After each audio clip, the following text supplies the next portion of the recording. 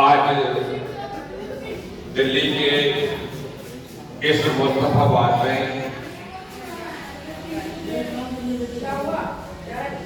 आज की पूर्व संध्या पर 74वें की आवाज बच्चे न करें, कहां से आवाज आ रही है?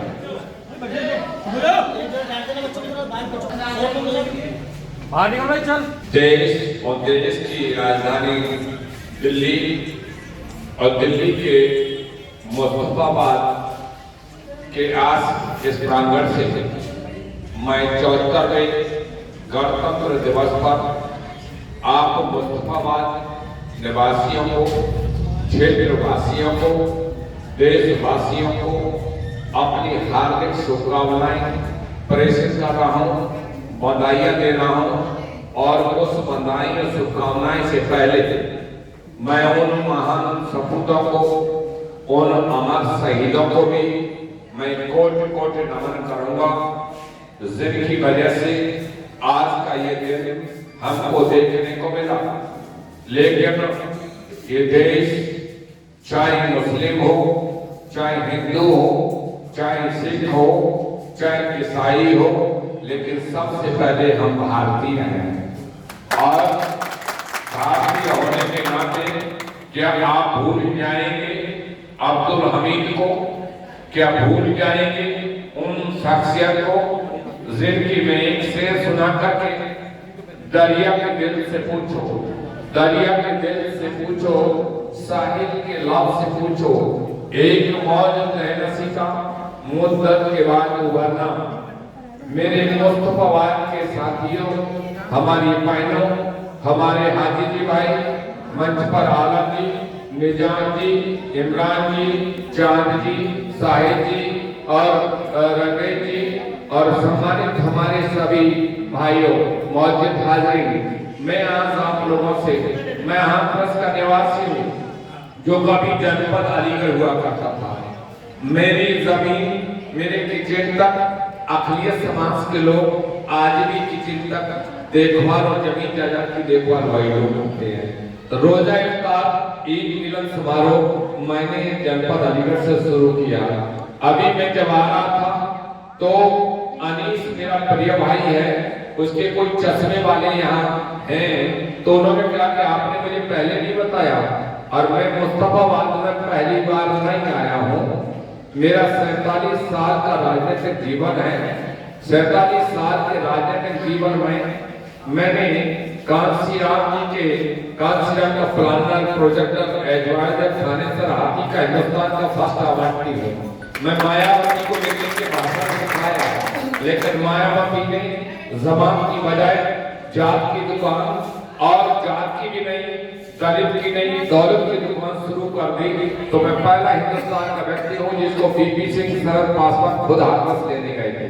और मैं जनता दल का राष्ट्रीय महासचिव रहा हूँ, यहाँ अनेक बार आया हूँ। तो यहाँ चाहे जाफराबाद हो, जो अखिलियत समाज के उस समय, चाहे जहीर हो, चाहे मुन्ना हो, चाहे रजिया सुल्तान हो, बहुत लोगों को टिकट देने से लेकर के चुनावों में रोजे इफ्तार, बहुत सारी चीजों में जो बहुत से लोग भूल गए होंगे। लेकिन एक बात मैं कहना चाह रहा हूँ, मैं जनता दल, मैं भी 1.5 दशक रहने के बाद 16-17 साल पहले मुझे आरएसएस लेकर के आई है। मैं यशस्वी प्रधानमंत्री, मैं उनका भी वंदन करता हूँ, मैं अभिनंदन करता हूँ। आज आपको एक गलतफहमी दूर करना चाहता हूँ। मैंने भारत बहुजन समाज पार्टी की विचारधारा को देखा, अपनी जवानी दी, अपने बच्चों की लाश मुझे नसीब नहीं हुई। मैंने समाजवादियों की दुकान भी 1.5 दशक देखी और बहुत ही महत्वपूर्ण राष्ट्रीय महासचिव मैं आप लोगों के दिल्ली का 7 बार मैंने जो है समाजवादियों का देखा कि इनके साथ समाज नहीं है, कब्ज है, बात है। और मुझे क्या जरूरत थी भारतीय जनता पार्टी बनाने की, क्या जरूरत थी आरएसएस मुझे लेकर के आई। दूर से पिक्चर धुंधली दिखाई देती है, मेरे भाई जब चश्मा लगाए हैं, कुछ और भी चश्मा लगाए हैं। अगर आप पावर का चश्मा लगाएंगे तो पिक्चर आपको साफ दिखाई देगी। मुझे भी आरएसएस, भारतीय जनता पार्टी अलग से लगती थी, लेकिन मैंने पहले पढ़ा, पहले जाना कि आखिर संघ क्या है, इसको करीब से जाना। संघ का अर्थ है समरसता, संघ का अर्थ है समभाव। जब समरसता है तो उसी में कोई हिंदू मुस्लिम सिख ईसाई का अलग से उसमें रंग और कोई पहचान उसमें नहीं है। लेकिन क्योंकि हमको राजनीतिक लोगों ने, मैं पूछना चाहता हूँ उन मरहूम जवाहरलाल नेहरू जी से, मैं पूछना चाहता हूँ मरहूम इंदिरा गांधी से, मैं पूछना चाहता हूँ मरहूम राजीव गांधी से, जिसकी फटी में बीमारी को क्या जाने पीर पर आई। 53 साल तक कांग्रेसियों ने राजपाट किया। इस देश के टुकड़े किसके जमाने में हुए थे? क्या हिंदुस्तान पाकिस्तान उनके जमाने में नहीं हुआ? क्या मैं पूछना चाह रहा हूँ, क्या ये पूछ रहा है कि 53 साल राजपाट कांग्रेस ने चलाया, लेकिन इस देश में जात पंथ की दुकान पैदा की, धर्म की पैदा की, मजहब की पैदा की, आतंकवाद की पैदा की और परिवारवाद भ्रष्टाचार की दुकान पैदा की। तभी तो क्षेत्रीय पार्टियां बनी, राजनीतिक क्षेत्रीय पार्टियां बनना की। क्षेत्रीय पार्टी कांग्रेस की कहने। मैं आज उस शख्सियत को भी नमन करता हूँ, वंदन करता हूँ, अभिनंदन करता हूँ, डॉक्टर B.R. अम्बेडकर। अगर डॉक्टर B.R. अम्बेडकर ने 2 साल 11 महीने 18 दिन में आपको संविधान न दिया होगा तो न तो आपको मजहब की वकालत कर सकते थे, न नमाज अदा कर सकते थे, न धर्म की पहचान को जता सकते थे। आज मैं व्यक्तित्व को भी अपना नमन करता हूँ डॉक्टर अम्बेडकर को, जिन्होंने संविधान दिया, धर्मनिरपेक्ष गणराज्य की स्थापना की। और आज के दिन जो संविधान 2 साल 11 महीने 18 दिन में बना था, आज के दिन से वो शुरू हुआ। आज के दिन हम अंग्रेजों की गोरी चमड़ी से और उन कोड़ों से नहीं चलते थे। कोई राय साहब था, कोई लाट साहब था, रियासत की तिजारत थी, लेकिन अंग्रेजों की गोरी कानून से देश चलता था, ब्रिटेन की महारानी से कानून चलता था। भारत के संविधान निर्माता ने संविधान बनाया और 26 जनवरी 1949 आज के दिन से ये संविधान आपको, ये बहनें बैठी हैं, आपको नारी चाहे हिंदू की हो, सिख की हो, मुस्लिम की हो, ईसाई को चलने का भी अधिकार नहीं था, पड़ताल करने का भी नहीं था, पढ़ने लिखने का भी नहीं था। मरहूम इंदिरा गांधी अगर देश की प्रधानमंत्री बनी तो वो अपने बाप दादा की जन्मपत्री से नहीं बनी, डॉक्टर अम्बेडकर के संविधान। आज भूल गए APJ अब्दुल कलाम को राष्ट्रपति कैसे किसने बनाया? आज आरिफ मोहम्मद, अभी मैं केरल गया, मेरा पुराना साथी है, वो गवर्नर है। आज अगर ये भारतीय जनता पार्टी में जातवाद होता तो अल्पसंख्यक मोर्चा बनता, अनुसूचित जाति मोर्चा बनता, पिछड़ा मोर्चा बनता, युवा मोर्चा बनता, महिला मोर्चा बनता। अगर ये जातवादी RSS के लोग होते तो सबका साथ सबका विकास मोदी जी कह पाते। सबका साथ सबका विकास 2014 में आए तो उसमें कोई न मुसलमानी रंग था, न कोई क्रिश्चियनियत का रंग था, न कोई सरदारों का रंग था। रंग था तो भारतीय रंग था, भारत की सरजमीन का रंग था। और जब मैंने देखा कि कांग्रेसियों ने, लेफ्टिस्ट ने और तमाम क्षेत्रीय पार्टियों ने अपने बाप दादों की जमीन समझ करके अपनी दुकान चला रखी है। मैंने 47 साल मैंने जवानी को गंवाया और गंवाने के बाद पाया कि भारतीय जनता पार्टी ये जो संघ शुरू हुआ, इसने 2 से लेकर के आज यशस्वी प्रधानमंत्री दोबारा प्रधानमंत्री बने।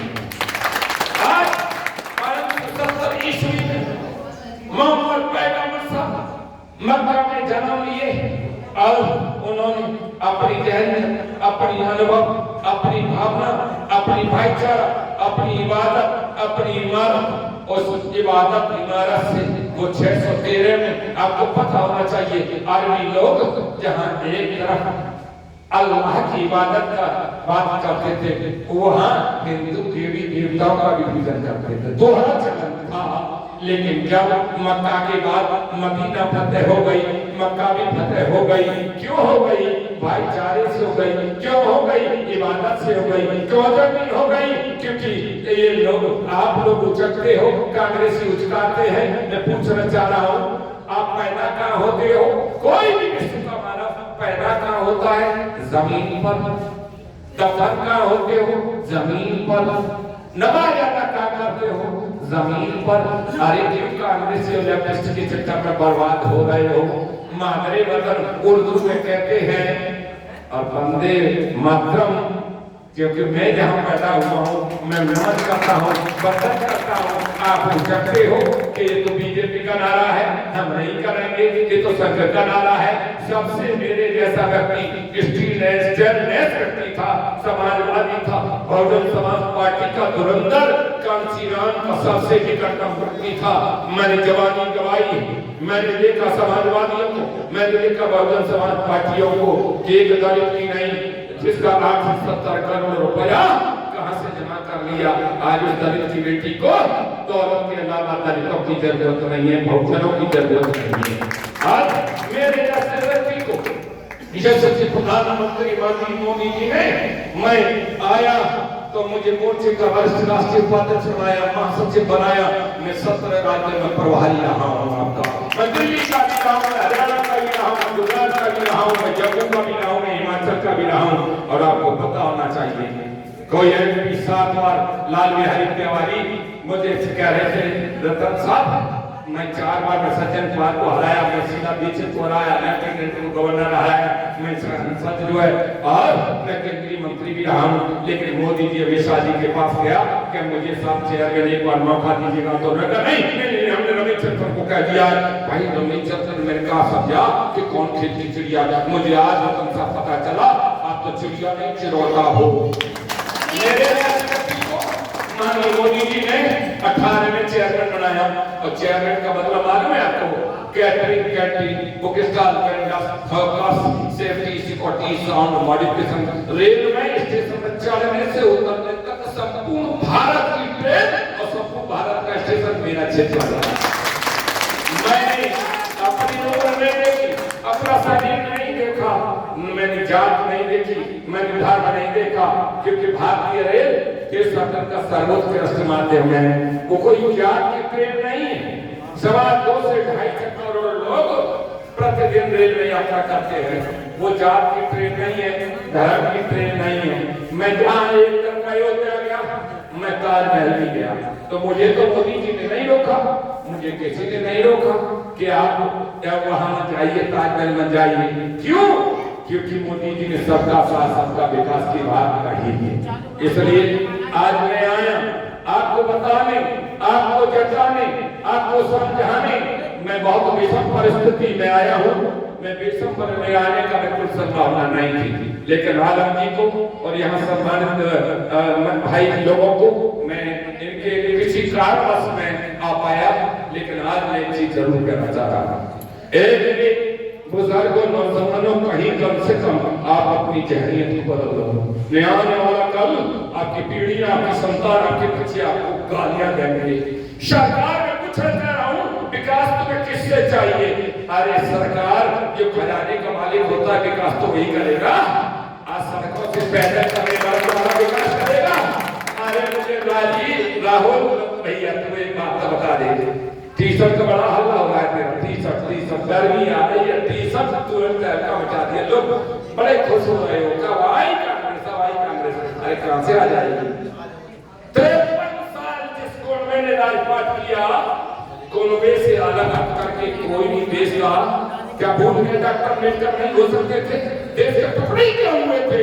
देश के टुकड़े भी इसी खानदान की बदौलत हुए थे जो राजपाट का बनाना था। डॉक्टर अम्बेडकर भी तो बन सकते थे, मंडल भी तो बन सकते थे, और सरदार पटेल भी तो देश के राष्ट्रपति प्रधानमंत्री बन सकते थे। लेकिन इस प्रधानमंत्री जवाहरलाल नेहरू को इंदिरा गांधी अपनी बेटी नजर आ रही थी, और उस बेटी को भी अपना राजी बेटा ही नजर आ रहा था। तो ऐसा कुनबा, ऐसा खानदान जिसने भ्रष्टाचार को पैदा किया, जिसने आतंकवाद पैदा किया, जिसने नक्सलवाद पैदा किया, मैं पूछना चाह रहा हूँ आपसे, इसे क्या कहना है? मैं पूछना चाह रहा हूँ, आपने 3 पीढ़ी पहले 4 पीढ़ी पहले मजहब बदला है। मजहब 3 पीढ़ी 4 पीढ़ी पहले बदला है। आपने जमीन तो नहीं बदली है, आपने डीएनए तो नहीं बदला है। वही बाप दादे थे, वही बाप दादे आज है। अरे हम कोई पार्टी के सत्ता पक्ष कांग्रेस के लोग बेवकूफ बना रहे हैं। डॉक्टर अम्बेडकर जिन्होंने संविधान दिया, 2.5 जमीन डॉक्टर अम्बेडकर को कांग्रेसियों ने नहीं। संविधान तो उनके पुनवे का संविधान तो चलाया 53 साल, लेकिन भारत रत्न भी नहीं दिया, पुनवे को दे डाला। क्या इस देश में लोग नहीं थे? इसलिए आज मैं पूछना चाह रहा हूँ, ये भारतीय जनता पार्टी जात धर्म वाली पार्टी नहीं है, बड़ी गलतफहमी है। मैं पूछना चाह रहा हूँ, ये भारतीय सबसे पहले आपको गर्व नहीं है? मैं दलित हूँ, मैं ऐसी हूँ, मैं सुप्रीम कोर्ट का वकील हूँ। मैं आपको पता होना चाहिए, मैं 3 विषय से लगे हूँ और मेरी तमंगई की कथाएं मेरे पूरे देश अलीगढ़ में नहीं, पूरे देश में जाकर के पता कर लीजिएगा। आज मैं आप लोगों से बताने आया हूँ, क्या हम इस जमीन पर रहेंगे? क्या हमको क्यों कहा जाता है ये जमीन क्या कनाडा से अगर भारत माता की जैसे चौकन हो जाती है? मैं पूछ रहा, अमेरिका कभी बोलता है अमेरिका मां कीजिए, कनाडा बोलता है कभी कनाडा मां कीजिए, कभी जापान बोलता है जापान मां कीजिए। ये भारत वाले क्या बोलते हैं? यहाँ क्योंकि पैदा करने वाली माँ का भी पता है, बाप का भी पता है, तभी तो ये भारत मां की जय, गंगा मां की जय, गैया मां की जय। और इतना ही तो फर्क है, तुम मम्मी की जगह अम्मी कह लेते हो और अम्मी के पति को अब्बू कह लेते हो। अरे फर्क कहाँ है भाई? वही आकाश है, वही जमीन है, वही इबादत है। मजहब बदला है लेकिन मरहम लगाने वाली जमीन नहीं बदली है। आप चांद देखकर के ईद मनाते हो और सनातनी जिनको हिंदू हिंदू हिंदू कहते हो, तुम भी तो 4 पीढ़ी पहले वही थे, 3 पीढ़ी पहले वही थे, बाप दादे भी बदल के आए थे। और वही हिंदू महिलाएं चांद देखकर के करवा चौथ मनाती हैं। तुम पवित्र त्योहार ईद मनाते हो। कहाँ कुरान की आयत बोलती है, ऐ दुनिया के बंदे, तेरे जाने का रास्ता एक है, आने का रास्ता एक है, तो बदल कहाँ गया थे? कहाँ से बदले हो? कौन बदला है? हमने नूर बना लिया तो हम क्या नूरिस्तान के हो गए? अरे यही हमारे बाप दादे ही पैदा हुए थे ना, यही जमीन है, यही वतन है। लेकिन उनका पास उन राजनीतिक चर्चा में फंसने का काम मत करो, क्योंकि ये मोदी है तो मुमकिन है। मोदी ने कहा था राष्ट्रीय कार्यकारिणी में, पार्टी के लोगों से कहा था कि मुस्लिम समाज के लोगों पर, अखिलेश समाज के लोगों पर टिप्पणियां कतई मत करो। और मदरसों का शोरगुल हो गया। उन्होंने कहा कि मदरसों में पढ़ने वाले बच्चे वहीं तक रह जाते हैं, मौलवी तक रह जाते हैं, कलेक्टर एसपी डीएम इंजीनियर नहीं बनेंगे। तो मदरसों में क्यों नहीं कंप्यूटर चलना चाहिए, क्यों नहीं शिक्षा चलना चाहिए? लेकिन मदरसों में हल्ला मच गया कि मदरसे ये क्या कर रहे हैं, मदरसे क्या कर रहे हैं। नहीं, ये भारतीय जनता पार्टी, मोदी जी, अमित शाह जी, सरकार आपके दिल से दिल मिलाकर के चलना चाहते हैं, सबका साथ सबका विकास करना चाहते हैं। आपको पता होना चाहिए, आवास योजना में, प्रधानमंत्री आवास योजना में जिनके घर पर छत नहीं है, क्या आज आवास योजना में जात धर्म लिखी जा रही है? 2023 तक से देश में उन परिवार, करोड़ों लोगों के परिवारों में छत बजाना चाहिए, कहीं धर्म जाति से नहीं। लेकिन अन्याय कहाँ हो रहा है? योजना भारत सरकार की है, लेकिन मोदी जी और भारतीय जनता पार्टी के नाम से सरकार जिन राज्यों में दूसरे की है, वो सरकारों ने योजना को लागू नहीं कर रहे और बदनाम मोदी सरकार को कर रहे हैं। वो भारत सरकार की योजना आयुष्मान भारत, जिन गरीबों को हार्ट अटैक से मर रहे हैं, 2 वक्त का इलाज नहीं है, आयुष्मान भारत की योजना में 5 लाख रुपए तक की गारंटी है बिना पैसे जमा करने के लिए। लेकिन क्योंकि केजरीवाल है, वो रेवड़ी बांटने में मस्त है, केजरीवाल रेवड़ी बांटने में मस्त है। और राहुल, आज तुमको बता दे रहा हूँ, ये टी-शर्ट को तुमको दौड़ा रही है, ये टी-शर्ट इसलिए दौड़ा रही है जब कांग्रेस का परिवारवाद पूरे देश में डंका पिट गया कि परिवारवाद और कुछ नहीं चलेगा, तो जैसे पहली बार दलित जैसे राष्ट्रीय अध्यक्ष कांग्रेस ने बनाया तो बेचारा राहुल भैया मैया और कैया बचिया के पेट में दर्द हो गया कि अब दलित राष्ट्रीय अध्यक्ष तो बन गया। लेकिन कई प्रधानमंत्री के लिए जनता मांग न कर दे तो वो उसकी टी-शर्ट की गर्मी 53 साल की जो सरकार की गर्मी नहीं होगी वो गर्मी उसको सता रही है। इसलिए चल रहा है कि कहीं मेरा कुम्हा कहीं इस टी-शर्ट में मत लूं, लेकिन वो सत्ता की गर्मी मुझको आ जाए। लेकिन कांग्रेस की गर्मी को सब देख लिया है, इसने जात पात धर्म की खेती पैदा की है। इसलिए मैं आज आपको आह्वान करने आया हूँ भारतीय जनता पार्टी की, चाहे तो आयुष्मान भारत योजना हो, चाहे जन सुरक्षा योजना हो, चाहे प्रधानमंत्री पेंशन योजना हो, चाहे गर्भवती महिलाओं की योजना हो, चाहे शौचालय योजना हो, और कोविड के टाइम पर घरों पर अनाज बांटा गया, क्या उसमें जात देखी गई, धर्म देखा गया? अब फिर मैं रिपीट कर रहा हूँ, अगर ये पार्टी धर्म की जात की होती तो 7 मोर्चे नहीं बनाती, 7 मोर्चे नहीं बनाती, अल्पसंख्यक मोर्चा भी नहीं बनाती, दलित मोर्चा भी नहीं बनाती। इसलिए मेरे भाइयों, तुम पार्टियों के गुमराह करने में मत आओ। अगर गुमराह करने तुम बदनाम मोदी सरकार को मत करो। क्यों? क्योंकि एक बात बताओ मुझे, तुम किसके पीछे दौड़ रहे हो? एक मिनट, किसके पीछे दौड़ रहे हो? राहुल भैया के। अब राहुल भैया को जनता ने क्या काम दे दिया है? सड़क पर दौड़ने का। खजाना तो नहीं है, खजाना की चाबी तो मोदी जी के हाथ में। अब तुम्हें चाहिए मोदी जी से पैसा, मकान चाहिए मोदी जी से, विकास चाहिए मोदी जी से, मस्जिद चाहिए मोदी जी से, इबादत चाहिए मोदी जी से। अब तुम किसके साथ जा रहे हो? राहुल भैया के साथ।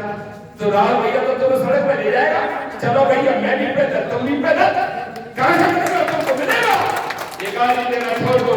मैं दलित मुस्लिम भाई हूं, मैं आज आपको बताना चाह रहा हूं, आप उनके पीछे लग रहे हो जिनके पीछे कुछ नहीं, जिनको जनता ने नकार दिया, जिनको भारत ने नकार दिया, जो चाइना से सौदा करे, चाइना से पैसा मांगे, बाप बेटी की सजाए, आपका नेशनल हेराल्ड में सजा हो गए, आए बाढ़ा की हजारों एकड़ जमीन किसने पकड़ी?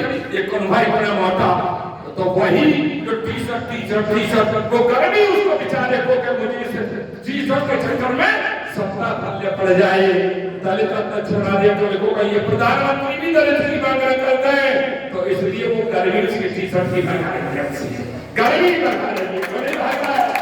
इसलिए मेरे प्यारे भाइयों, मैं आज आपसे कहना चाह रहा हूं, चाहे जनधन योजना हो, चाहे आवास विकास योजना हो, चाहे गरीबों का यहाँ शौचालय बनाने की योजना हो, ये सारी योजनाओं में कोई भी किसी 135 योजनाएं हैं, उन्हें पसंदीदा लोग जो रोजगार लोग हैं आयोग बना है, किसके लिए? आपके विकास के लिए। अब तो घर बैठ के गाली दोगे मोदी जी को, और मोदी जी के विकास की धारा में आप उस गंगा में हाथ नहीं दिलोगे। गंगा किसी जात की है, किसी धर्म की है, अखिलीय समाज के खेतों में वो पानी नहीं जा रहा, उसका नाम भारत की संस्कृति में पहले से पड़ा हुआ है, नदियों का नाम पहले से पड़ा हुआ है। लेकिन आप जी, मैं पुनः कह रहा हूं कि हमारा, मैं तो दबंगई से कहता हूं, हमारा डीएनए भी वही है, हमारी जमीन भी वही है, भारत की संस्कृति भी वही है। हमने मजहब बदला है, हमने बात का नहीं बदली, हमने अपने जमीन भी नहीं बदली, न हम कहीं बाहर से आए थे, यही है। और भारत सरकार के साथ कंधे से कंधा मिला करके रहना पड़ेगा। आज मेरे जैसा दलित आदमी दोबारा चेयरमैन बन सकता है, तो इसलिए यहाँ कोई जात, रामनाथ कोविंद दलित राष्ट्रपति बन गया, ये भारतीय जनता पार्टी है, या कोई भी राष्ट्रीय अध्यक्ष बन सकता है, कोई भी प्रधानमंत्री बन सकता है, कोई भी जो है राष्ट्रपति बन सकता है, कोई भी मंत्री बन सकता है, लेकिन कांग्रेस में नहीं बन सकता। कुनबे में लालू की पार्टी में नहीं बन सकता, केजरीवाल के लिए भी नहीं बनना। केजरीवाल बेचारा रेवड़ी बांटने में वो जिन ने बनाया उसमें गोली मार के चला गया, बिजली माफ, पानी माफ। और केजरीवाल को खुद पूछो कि भैया कोई बिजली के ये जिस दिन कोविड हुआ था 3 दिन केजरीवाल बिजली पानी इस जनता को नहीं दे पाया। सड़क पे जनता आ गई, लेकिन उसमें लुभाव ने उसको मत करो। ये भारत सरकार पहली सरकार है जो मोदी जी ने कहा न खाऊंगा न खाने दूंगा, न सोऊंगा न सोने दूंगा। जो मोदी जी ने कहा सबका साथ सबका विकास, जो मोदी जी ने अरब में जा करके लोग अखिलियत समाज की मां बहते हाथ मिलाती हो, अखिलियत समाज सऊदी अरब में अरबी देश में जहां लोगों में पहचान भारत की बनी हो, ऐसा व्यक्ति भारत के नाम से उछलते थे, दूसरे देशों में भारत की कोई वैल्यू नहीं थी। आज मोदी जी की बदौलत भारत की एक पहचान बनी है, सबका साथ सबका विकास करना है। इसलिए आपको अलग लगाने आया हूँ, आपको लगाने आया हूँ, आपको बताना आया हूँ कि भारतीय जनता पार्टी किसी जात की नहीं है, किसी ठेकेदार की नहीं है, किसी बाप की कपौती नहीं है, किसी परिवार कुनबे की नहीं है। और यही पहली पार्टी है जिन कांग्रेस से विधायी का जमीन डॉक्टर अम्बेडकर को नहीं दी, लेकिन भारतीय जनता पार्टी ने 5 तीर्थ स्थल डॉक्टर अम्बेडकर के बनवाए, संसद में जाकर के 2 दिन चर्चा करवाई। तो डॉक्टर अम्बेडकर तो सबका है ना, तो इसलिए और आपको पता न होना चाहिए। आयुष्मान भारत योजना मोदी जी ने सोचा कि आयुष्मान भारत योजना मोदी जी ने देखा लोगों के या तो रहने को जगह नहीं है, जगह है तो छत नहीं है, लोग बीमार हैं, इलाज के पैसे नहीं है। तो सबसे पहले डॉक्टर अम्बेडकर 14 अप्रैल 2018 को जन्मदिन वाले दिन मोदी जी ने आयुष्मान भारत अभियान योजना शुरू की कि 5 लाख रुपए तक देश का कोई भी गरीब अपना इलाज ऑपरेशन कुछ भी कराएगा, 1 रुपया उसका जमा नहीं करना चाहिए। और एक और बात, फिर 25 सितंबर को पूरे देश में लागू कर दिया, आवास योजना भी देश में लागू कर दी। ये पसंदीदा चूंकि अपने समाज नहीं जग रहा था, तो पसंदीदा जो समाज जो रोजगारी समाज है उसके लिए आयोग बना दिया कि तुम अपनी परिस्थितियां गिनाओ, बताओ तुम्हारा विकास कैसे हो, तुम्हारे बच्चे कैसे पढ़े लिखे, तुम अच्छे घरों में कैसे रहो, तुम इबादत खुदा बंदे परिवार की इबादत करो। लेकिन इबादत भी तो जब करोगे, जब इबादत के लिए एक टुकड़ा जमीन का तो हो, एक टुकड़े जमीन में बिछाने का तो कुछ हो, ये कहां से आएगा? इस प्रकार देंगे ना सरकार किसको कहां से देगी? जब तो गाली दोगे सरकार को, गाली दोगे मोदी को, गाली दोगे भारतीय जनता पार्टी को, फिर या क्या अखिलेश देने आएगा, क्या लालू देने आएगा? ये कुनबे की पार्टी है, प्राइवेट लिमिटेड दुकान है। ये सब कांग्रेस हो चाहे लेफ्टिस्ट हो चाहे जितनी केजरीवाल, उसका भी कुनबे संभालना, मायावती का भी कुनबे संभालना है। इसलिए कोई भ्रम में मत फंसो। मेरे जैसा व्यक्ति जिसका जीवन में खजाना है बसपा का, जिसका समाजवादियों को खजाना है, मैंने 16-17 साल में पाया कि भारतीय जनता पार्टी राष्ट्रीय सोच की पार्टी है, सबको साथ लेकर के चलने की पार्टी है। मान भागवत जी भी अभी अपने हाजी जी मौलवी लोगों के बीच में आए, उन्होंने भी संदेश दिया कि ये देश किसी एक जात धर्म से नहीं।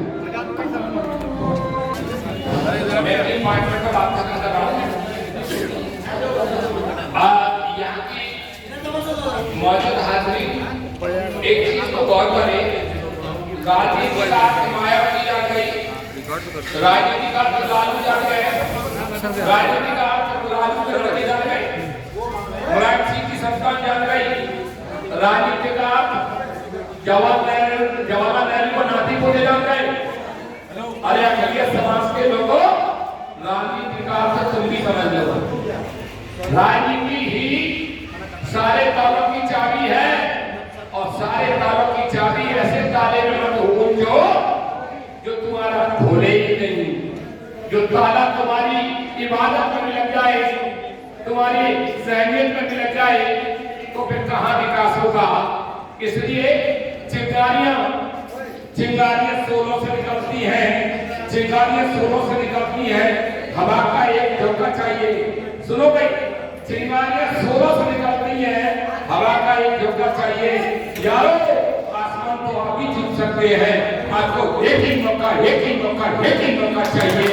लेकिन मोदी जी ने हर एक प्रतिनिधि आपके बीच में आया है, बैठ कर छोड़ दो। अपनी इबादत को कोई नहीं रोक रहा है, मज़हब को कोई नहीं रोक रहा है, तामीरात को कोई नहीं रोक रहा है। आपकी हाजिरी द्वारा शादी में आपके निकाह के उन बंदों को, उन परबंदों को कोई नहीं रोक रहा है। लेकिन आप विकास की धारा को तो जान लो, उन लड़कों के हाथ में मल लो जिनके हाथों में कुछ है ही नहीं। इसलिए मकान, दुकान और ये जो मिलने की इच्छा कर रहे हो वही मिलेंगे जिस प्लाट में जगह है, जिस प्लाट में बिल्डिंग बनी है, जिस प्लाट को पहले ही बना करके बैठे लोग वहां तो आपको कुछ भी मिलने वाला नहीं है। मसले से लास्ट करता हूँ, जिनके पहलों में लगे थे झूमर, जिनके पहलों में लगे थे झूमर, कब्र में चिराग तक नहीं था। अरे जमाने में फुटता था डंका जिनका, कब्र में हुंकार तक नहीं था। इसलिए मेरे प्यारे साथियों, आज धर्म जी ने नहीं मानी, मेरा समय नहीं था, लेकिन इनकी क्योंकि ये प्रोग्राम पहले से बना चुके थे, मैं सभी आयोजकों को, विशेषकर आलम जी को, चांद जी को, साहिब जी को, निजाम जी को और जितने उपस्थित मौलवी को, इन सब लोगों को दिल की गहराई से मैं आप लोगों का शुक्रिया अदा करता हूं।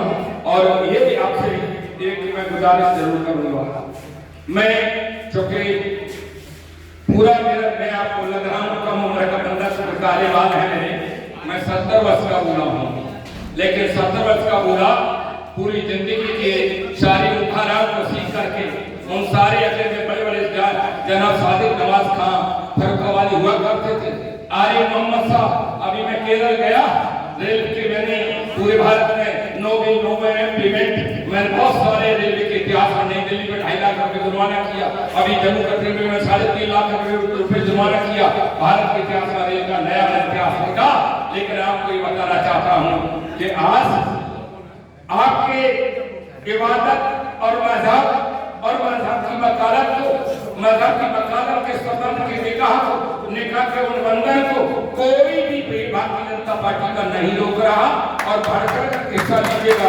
मैंने आज पिछले दिनों आप पार्टी का राजेंद्र गौतम बौद्ध धर्म के उसमें बेचारा आउट कर दिया। मैंने पूछा दलितों से कि बौद्ध धर्म के भाइयों को एक बात मुझे बताओ, और आज मेरा आपसे भी प्रश्न है, बौद्ध धर्म के लोगों से पूछा, गौतम के से पूछा कि गौतम को तो नेपाल में पैदा हुए थे, अगर वो भारत की संस्कृति में अगर उन्हें मोह नहीं होता तो गौतम बुद्ध नेपाल में ही अपना बोध ज्ञान प्राप्त करते। इंडिया में क्यों आए, गया में क्यों गए? क्योंकि भारत की संस्कृति से प्यार था और भारत में ज्ञान पैदा हुआ और मरे भी भारत में। तो इसलिए मजहब हमारे लिए कोई भी हो, लेकिन भारत की संस्कृति की सबको जगह दी। तो इसलिए हमें भारत का नारा लेने में वंदे मैं नमन करता हूँ। वंदे भारत को भी गलत बोलते हैं लोग, वंदे भारत ट्रेन चल गई है, मालूम है? वंदे भारत का मतलब है मैं जहाँ पैदा हुआ हूँ, जिस जमीन पर मेरा सब कुछ हुआ है, मैं उस सरजमीन को, कुछ पैदा होने वाली भूमि को मैं वंदन करता हूँ, मैं नमन करता हूँ, मैं शुक्रिया अदा करता हूँ। ये कौन सा तुम्हारा वो है, लेकिन बेवकूफ बना दिया है। इसलिए बचने का एक किसी अंगूर वाले से पूछा कि भाई मुझे बता दो ये गुच्छा कितने रुपए का है, बोले ये तो 200 रुपए का है, और ये तो अंगूर बिना गुच्छे के टोले में नहीं पड़ेंगे, ये किस भाव है? बोले ये तो 50 रुपए मिल जाएंगे। बोले क्या मतलब, हमें तो गुच्छा तोड़ना पड़ेगा और ये तुम जो है इतना सस्ता दे रहे हो टूटे हुए अंगूर का? बोले भैया ऐसा है, ये बिखरे हुए हैं तो बिखरे हुए की कोई कीमत है ही नहीं, और ये गुच्छे में बंधे हुए हैं तो इसकी कीमत है। तो अंग्रेज के नाम पर, मजहब के नाम पर, अल्लाह के नाम पर, खुदा बंदे परवारगार के नाम पर आपको कोई नहीं रोक रहा है। अमन चैन से रहिएगा। अब विकास, मकान, धन, औरत, कौशल विकास योजना अगर बनानी है तो जिसकी सरकार है मोदी जी का, अरे आओ आह्वान करो, मोदी आपके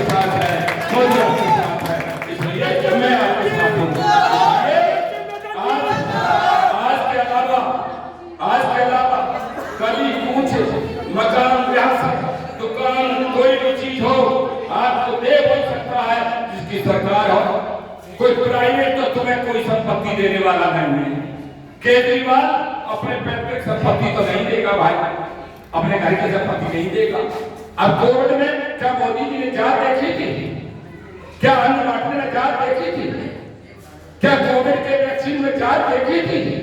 ऐसा व्यक्ति जो जात धर्म की खेती खत्म कर दी हो, ऐसा व्यक्ति जिसने भ्रष्टाचार समाप्त कर दिया हो, ऐसा व्यक्ति जिसने देश की शान बनाई हो। यूक्रेन से दंगा हुआ तो देखो कभी निकलते नहीं थे, भारत में झंडा लेकर के विश्व में भी तुम्हारा झंडा तिरंगा फहरा रहा है। तो तुम्हारे झंडे की शान इसमें अब्दुल हमीद का भी, इसमें अखिलियत का भी, इसमें सिख का भी, इसमें पारसी का भी, इसमें हिंदुस्तान के हर भारत की देश के कारण आज चाहे दलित हो, चाहे सिख हो, चाहे ईसाई हो, चाहे मुस्लिम हो। इसलिए भाइयों मैं आपसे अपील करने आया हूँ, भारतीय जनता पार्टी उसकी सरकार उसकी योजना सारी योजनाएं किसी जात धर्म से बिल्कुल नहीं बनाई गई, लेकिन जरूरत है लेने वालों की। अंडा बांटे रेवड़ी मिल मिले अपनों को दे, अरे भूख नहीं है उनकी जो हाथ बढ़ा करके न दे। लो लो दलितों से भी कहता हूँ कि डॉक्टर अम्बेडकर को सम्मान देने वाली पार्टी, दलितों के इतिहास लिखने वाली पार्टी, अम्बेडकर को सम्मान देने वाली पार्टी, भारत रत्न देने वाली पार्टी भारतीय जनता पार्टी और डॉक्टर श्यामा प्रसाद मुखर्जी से बहुत बहुत धन्यवाद। बहुत बहुत शुक्रगुजार हूँ यहाँ के लोगों ने जो मुझे स्नेह प्यार जो मालाएं हैं, ये मालाएं लोग फूल की माला कहते हैं, मैं इसे फूल की माला के साथ साथ कुछ और मानता हूँ। ये मेरे मन के रूपों की माला है जो इरादे से कि मैं आपके कार्य सरकार और पार्टी में रह करके आगे अब मैं एक्स हो गया हूँ, मैं अभी कब खत्म हुआ है पार्टी अभी गृह मंत्रालय NSCF जो सांप्रदायिक सद्भाव, मैं उसका भी भारत सरकार का गृह मंत्रालय का मेंबर हूँ। मैं भारतीय जनता पार्टी का विधायक हूँ, इसलिए मैं अपनी बात समझता हूँ। भारतीय जनता पार्टी जिंदाबाद, रमेश चंद्र जी जिंदाबाद, भारतीय जनता पार्टी जिंदाबाद। बहुत बहुत शुक्रिया। और ये कहते हुए इबादत हो या मजहबी वकालत हो, मुझे कोई नहीं रोका कहीं भी किसी मंच से। मोदी जी ने नहीं रोका, RSS ने नहीं रोका, और RSS के लोग तो अगर रोका होता तो आज तुम्हारे मुस्तफा में नहीं आया होगा, रोका है क्या? लेकिन आप दीवारें खत्म कर दो।